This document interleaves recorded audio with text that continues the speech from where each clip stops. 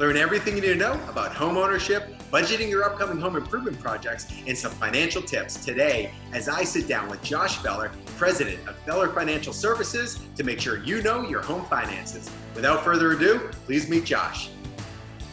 The Home Design and Remodeling Show. It's the one. We've known each other for a while. You've been a consistent exhibitor in all of our home design and remodeling shows. But let's start off. Tell me about Feller Financial Services, and really tell me what homeowners should look for in a financial advisor. Yeah, so we run an independent financial practice here in Boca Raton, Florida. And diving right into that first question is one that I absolutely love. There's a ton of fiduciaries in South Florida, but to give you the direct answer, what every homeowner should look for is a fiduciary. But what does that mean? What has been the history of the fiduciary relationship with clients? Gets a little bit more interesting and a little bit more in depth. So, like I said, I've been operating as a fiduciary for 15 years. Essentially, what that means is that we put our clients' interests first at all times. So I think back to the 80s, growing up with my dad, driving around in his station wagon, and we'd go to the bank, he'd go see his banker, take out some cash, and then maybe the next day he's going to meet with his insurance guy, and maybe the stockbroker the week after. So we had all of these relationships. And the funny thing about them is none of them were communicating. And what I've learned from my experience in this business is going back, only the very wealthy people could afford to work with fiduciaries. But technology is a terrific thing, Adam. And essentially with scale and technology, what's happened over time is anybody really can work with a fiduciary. To make it simple and why this really works for homeowners, I look at my homeowners as they're the quarterback, and my job is to be the coach. So if you're my dad in the 80s, to get a running back, a wide receiver, and a tight end, you got to go to 3 different places. But if you work with a fiduciary, what that allows me to do is work with my quarterback directly to make sure we're getting the ball into the right hands, depending on the play. So essentially, at all given times during this homeowner relationship, there's going to be things that come up and things that are going to need to be changed. So rather than having to go 3 different directions, you have someone that's directly responsible for your independent financial success when it comes to home ownership. Absolutely. And the thing is, when it comes to finances, there's so many different aspects. So being able to simplify it makes life more simplistic for everybody and easier. When looking at home ownership, is that a good financial plan? The state of Florida makes it that way, right? Exactly. With the homestead exemption. The American dream. Absolutely. So the homeowner exemption or homestead exemption actually gives you some asset protection right off the bat. So the funny thing is, a lot of people's homes are their largest asset, yet they ignore it. And I'm going to go back to that American dream thing, because I remember when my grandparents, got off the boat, that was it. They weren't worried about their stock portfolios. They wanted to own real estate, own a home.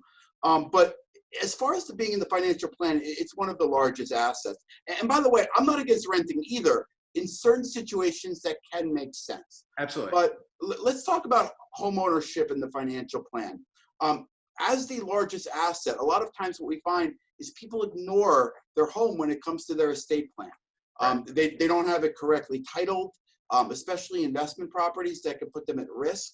So having a home, understanding the value of it, understand how that value is going to increase over time. If it's a rental property, what sort of income is it going to provide? What sort of taxation is available through home ownership, whether you're passing it on to an heir or selling it? A lot of people don't really know, and these are huge impacts. So when does home ownership really come into play with a financial plan? A lot of times towards the end. Somebody's getting ready to retire. The kids are out of the house. They now have more space than they need. Maybe they want to split the house and get a rental property and another personal residence. It gives them the availability to do that later in life when everyone is preparing for that financial plan anyway as they get closer to retirement. So being a homeowner and not having it inside of your financial plan could be a very critical mistake, not only for you as an investor, but also for your beneficiaries if things aren't titled correctly. So the fiduciary role, Adam, that allows us to put it all under one big page and one big map to make sure at all times everything makes sense. Absolutely, because it's never too late to start planning, but you really want to start planning earlier because when you're looking at all the different assets, but really a home itself, I mean, it's where you live. There's a lot of pride. It's personal. Sometimes it, there's a lot of financial assets and investment properties which they look at as a financial aspect and investment aspect. But when someone's living in their home, they might not be thinking about it in a financial way and what's going to happen afterwards because that's where they live, and they might not be looking at it as that type of asset. Yeah, and there's that comment. I hear a lot of times people say, "Oh, your primary residence shouldn't be an investment." The reality is, it is. Anything you own that has value can be considered an investment, whether it's a piece of jewelry, a piece of art, or a stock portfolio, or real estate. So absolutely 100%, whether it's a primary, secondary, rental property, it is absolutely part of that financial plan. And for those of you who don't believe me, let's go back to 2008 and look how that impacted people's financial plan, which is what got me so serious about home ownership in the plan to begin with. Right, absolutely. And obviously, when it comes to our homes, we want that to be kind of the key to our lifestyle. We want to enjoy it. What can you tell, or what type of advice can you give homeowners or just people in general, whether they're looking to remodel or buy a home or invest in an additional property? Are there any tips or what advice can you give us? So if we take your home and look at it like a stock, would you buy a stock if you didn't know what's coming in and what's going out? What's the revenues? What's the expenses? Right, exactly. So a lot of people don't look at it like that. And that's the way I like to begin a conversation is, do we have a good balance sheet? Do we know the income coming into the household and the expenses coming out? And what that creates, Adam, is this excess money that builds this cash reserve that becomes very valuable for projects, whether it be a remodel, whether it be an investment property, whether it be looking to sell and maybe you need more assets for a down payment. So the first and foremost is budgeting. And it sounds so simple, but a lot of people don't do it. I have a lot of clients. It's funny. I ask them, can you even log into your checking account if something happened to your husband? And they said, no, I don't have the password, Josh. Yeah. We have to get that password. But first and foremost, we need to make sure that we understand the revenues, we understand the expenses, and any decisions we make are coming from a level of comfortability, something that's not going to put us in the red. We never want to be in a situation where our excess cash is being burned, and next thing you know, we're having to go into our pockets. So the first and foremost thing I would say is having a good budget. Down payments, mortgage payments, insurances, those are all huge. Down payment, typically you're looking between 5 to 15%. I think the more the better. But obviously that depends on where interest rates are. We have some very favorable interest rates right now. Mortgage payments is a big one. 28% of your income max should go to a mortgage payment. So for example, if you're making $100,000 a year, your mortgage really should be right around that $2,300 a month number. So if you want more house, you have to put down a higher down payment to be able to get that, depending on your income. And then the insurances is the one that a lot of people really fail on, is that they have insurance, but they don't have the right amount, or maybe they're overpaying for insurance. And the one that we see, just because I'm licensed to do it, is life insurance. Right. A lot of people own homes, and if God forbid something happened to them, how are they going to pay the mortgage? Exactly. And just to go off of that was like one of the first things that I thought about when I purchased my first home. It's basically mortgage protection. I mean, if you don't have a family, it doesn't mean you shouldn't have life insurance, because the home is going to go somewhere and you just don't want to pass on any debts to relatives or whoever your property might go to. But that's a great point. And I'm not an insurance salesman, but these guys have gotten really good too. Right.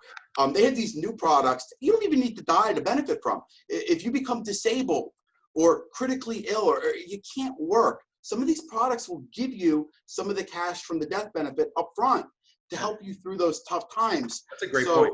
And I'm not an insurance salesman, but it is something that's part of the financial plan. So having the right amount of life insurance is equally as important as having the right amount of homeowners insurance, having the right flood coverage, having the right car insurance, having the right rental insurance, because all of these things make this huge objective of a home and the overwhelmingness of what can happen from day to day, whether it be, a situation like the housing crisis in the mid 2000s or something even like COVID, they make it a little less scary and a little bit more comfortable. So, your family isn't going to be impacted by any of these, kind of unforeseen circumstances that we have happen from time to time. So as far as advice, get your budget in order.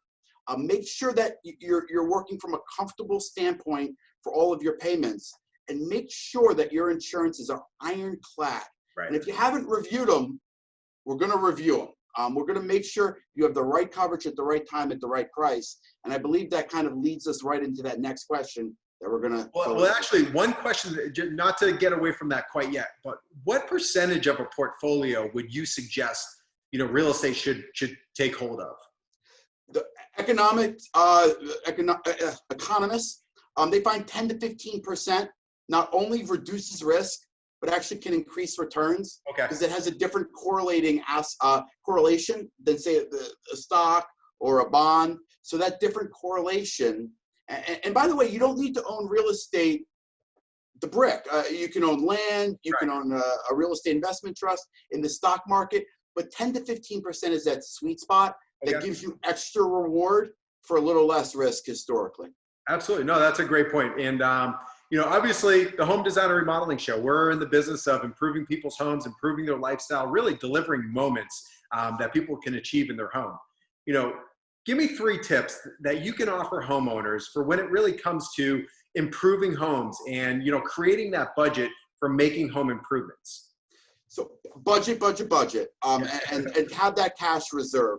Because So it's intimidating, where do you start? How do you know how much you should spend or what's the comfortable level?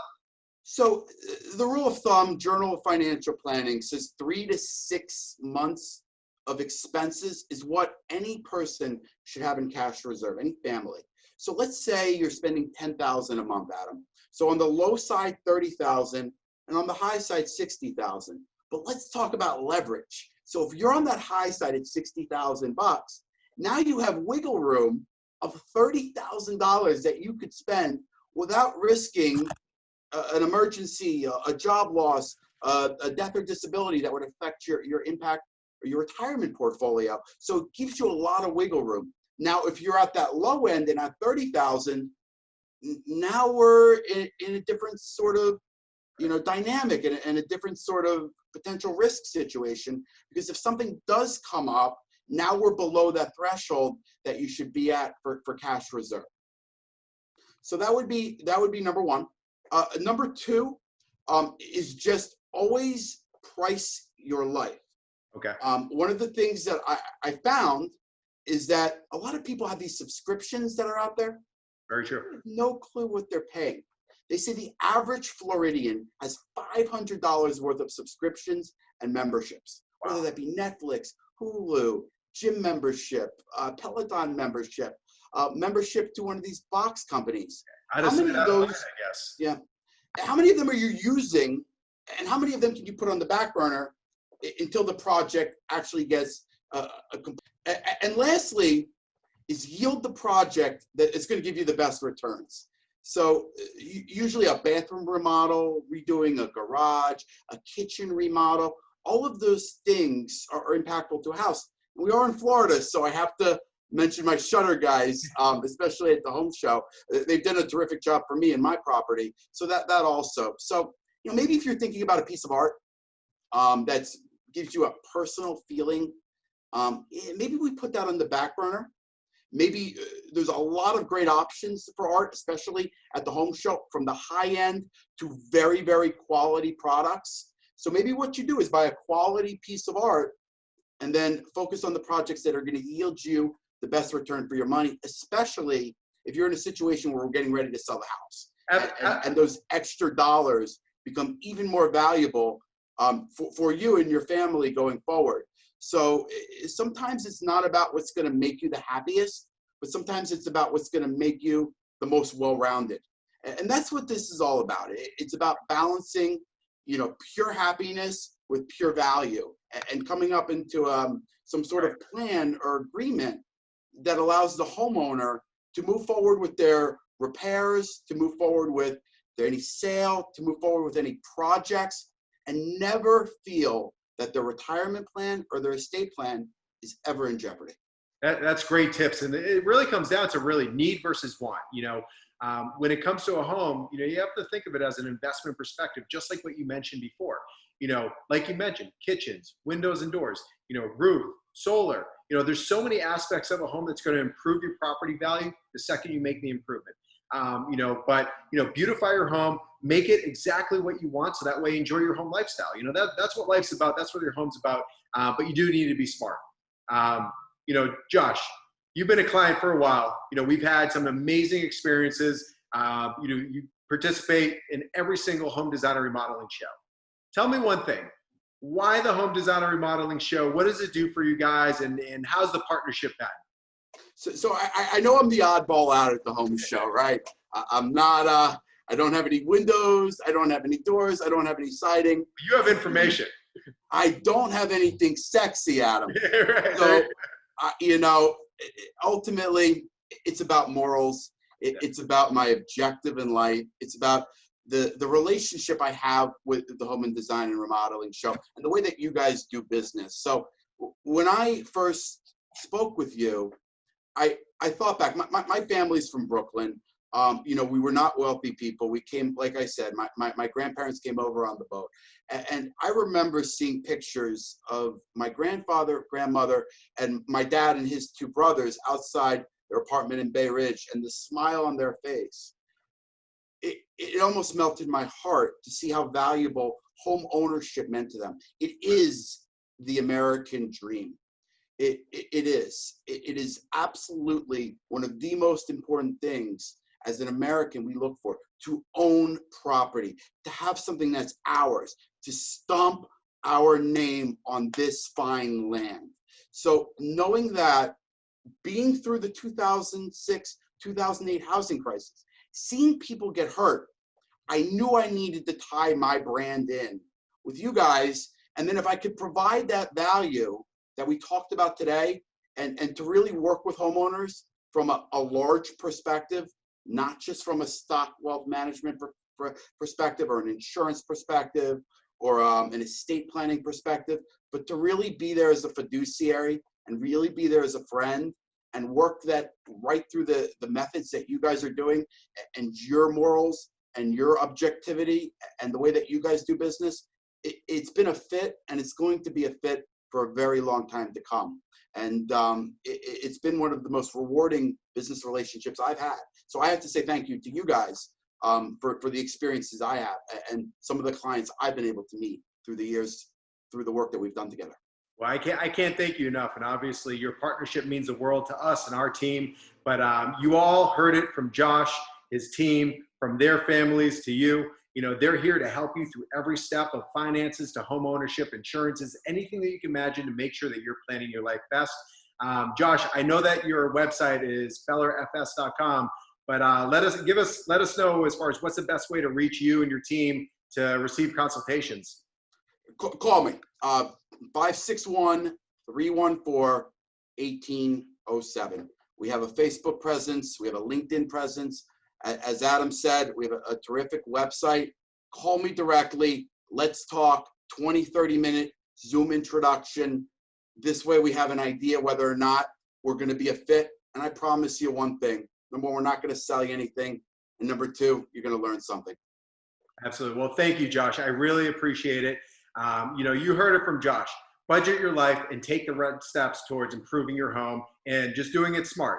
So I want to thank everyone for joining us today for another series of At Home at the Home Show.